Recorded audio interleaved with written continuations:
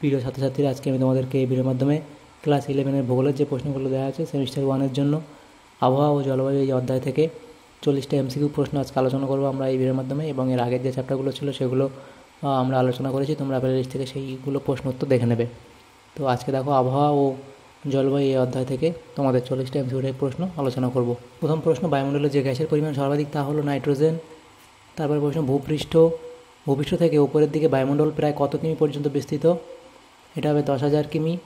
Next প্রশ্ন, স্বাভাবিক উষ্ণতা হ্রাসের পর পরিলক্ষিত হয় ট্রোপোস্ফিয়ার। মেসোস্ফিয়ার স্তরের উচ্চতা বৃদ্ধির সঙ্গে উষ্ণতা কমে।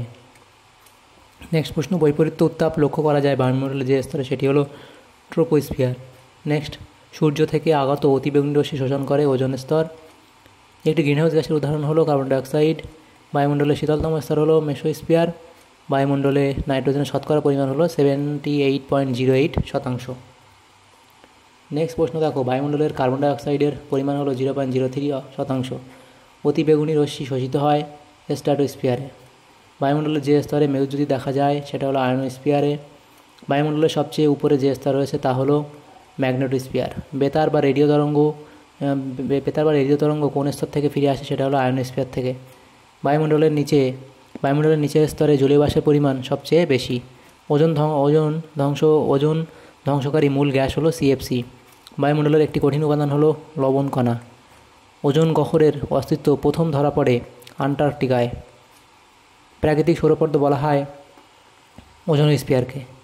নেক্সট প্রশ্ন দেখো, ট্রোপোস্ফিয়ারের ঊর্ধ্বসীমাটি হলো ট্রোপোপজ। স্ট্র্যাটোস্ফিয়ার উচ্চতা বৃদ্ধিতে তাপমাত্রা বৃদ্ধি পায়। ক্ষুব্ধমণ্ডল বলা হয় যে স্তরকে, সেটা হলো ট্রোপোস্ফিয়ারকে। জেট বিমান যে স্তর দিয়ে চলাচল করে সেটা হলো stratosphere. Mother of pearl cloud কোন স্তরে দেখা যায়, সেটা হলো স্ট্র্যাটোস্ফিয়ারে। পিএসসি মেঘ যে অঞ্চলে দেখা যায় সেটা হলো মেরু অঞ্চলে। রাসায়নিক গঠন অনুসারে বায়ুমণ্ডলের ওপরে স্তরটি হলো হেটেরোস্ফিয়ার। ন্যাচারাল সানস্ক্রিন হলো ওজোনোস্ফিয়ার।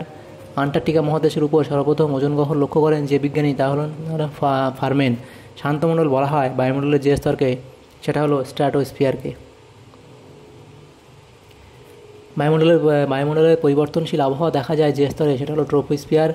জেট বায়ু প্রভাবিত হয় উচ্চ ট্রোপোস্ফিয়ারে। সর্বোচ্চ ওজোন গ্যাস যে উচ্চতায় থাকে সেটা হলো 20 থেকে 30 কিমি। নেক্সট প্রশ্ন, ওজোন গ্যাসের আবিষ্কর্তা হলেন স্কোনবি। বায়ুর চাপ সর্বাধিক দেখা যায় যে স্তরে, সেটা হলো ট্রোপোস্ফিয়ার। কোন ঋতুতে আন্টার্কটিকা মহাদেশে ওজোন গ্যাসের ক্ষয় বৃদ্ধি পায়? বসন্তকালে।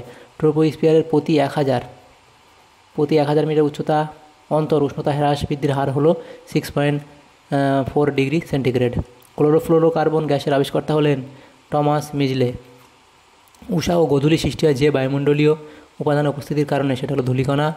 নেক্সট প্রশ্ন, 40 দাগের, বায়ুমণ্ডল ও মহাকাশের সীমারেখাকে বলে কর্মান লাইন। তাহলে দেখো, আজকে আমরা এই অধ্যায়ের 40টা প্রশ্ন আলোচনা করলাম ভূগোলের, এবং এর আগের যে প্রশ্নগুলো আছে অধ্যায়, সেখান থেকে প্রশ্ন আলোচনা করেছি। তোমরা সেগুলো প্লেলিস্ট থেকে দেখে নেবে। Thanks for watching.